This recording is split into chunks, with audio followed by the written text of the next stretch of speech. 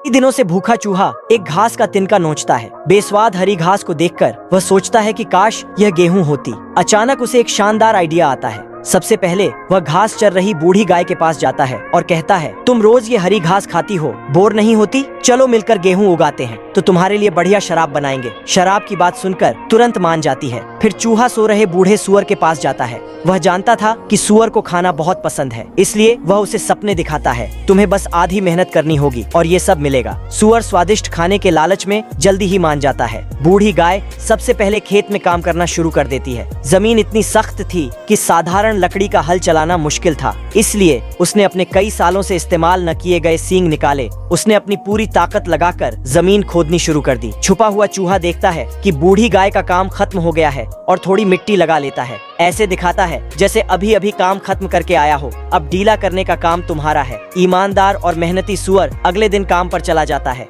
अच्छी बात यह थी कि उसकी खाने और काम करने की आदत अभी भी बनी हुई थी। चूहा उन दोनों को इतनी मेहनत करते देखकर खुशी से पैर हिलाता है। उसने यह भी प्लान बना लिया था कि सब कुछ अकेले कैसे हड़पना है। पलक झपकते ही गेहूं पक जाता है। चूहा पके हुए गेहूं का एक दाना छकता है। प्लान के मुताबिक वह सबसे पहले सुअर के घर जाता है कि उसने बहुत ज्यादा मेहनत की है, इसलिए उसे ज्यादा हिस्सा मिलना चाहिए। सुअर कहता है कि चूहे को शुरुआती एग्रीमेंट के मुताबिक उसे आधा देना होगा। चूहा भी हाँ में हाँ मिलाता है और कहता है कि जब बांटना मुश्किल है तो क्यों ना ताकत से मुकाबला कर लिया जाए। वह सुअर से कहता है कि कल गांव के पूरब की तरफ उसका इंतजार करे। फिर चूहा बूढ़ी गाय के घर जाता है। वह उसी चालबाजी का इस्तेमाल करता है और गाय से पश्चिम की तरफ उसका इंतजार करने को कहता है। अगले दिन चूहा झाड़ियों से एक रस्सी का बंडल निकालता है। वह बूढ़ी गाय से कहता है कि यहाँ खड़ी होकर इसे खींचो और वह दूसरी तरफ जाएगा। फिर वह दूसरी तरफ रेंगता हुआ सुअर के पास जाता है। वह उसे मुकाबले के नियम विस्तार से बताता है। वह बूढ़ी गाय की तरफ इशारा करके तैयार होने का सिग्नल देता है। जब मुकाबला शुरू होता है तो उन्हें एहसास होता है कि सामने बहुत ज्यादा ताकत है। दोनों अपनी पूरी ताकत लगाकर